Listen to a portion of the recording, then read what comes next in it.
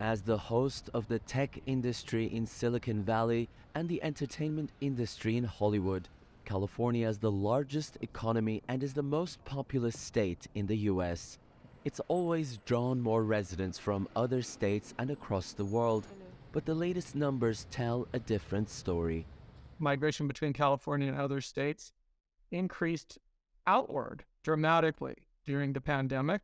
Instead of California, over the last 2 years now, has had the first time in recorded history population declines, and they're pretty substantial. Figures from the U.S. Census Bureau showed that the state's population declined by more than 500,000 between April 2020 and July 2022.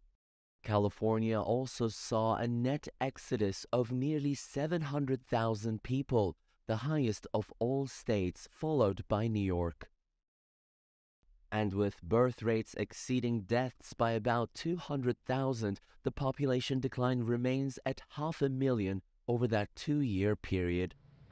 Analysts say one of the top reasons is the high cost of housing, and with the trend of working from home and distance learning, many families chose better and cheaper housing options. When we learned that school was going to be distance learning and that this was probably going to go on and on and on and on, we sort of started to think about the possibility of moving here since we both work now remotely. And it would be much easier if we were at a 10-minute drive from my parents so we could have a little bit more flexibility with childcare. Other surveys show that the high cost of food, gas prices, pollution, and overcrowding were also among other factors.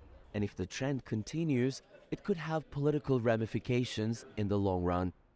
And this last census, which was the 2020 census, was the first time ever California lost a member of the House because our population did not keep up with what was happening in the rest of the country. So I think there's a lot of concern about now the population declines and whether that means California will have even less political power in the future. The long-term implications of a population decline is also a growing concern for the state officials, given its potential implications on the state's economy. Ediz, Tiyansan, CGTN, Los Angeles.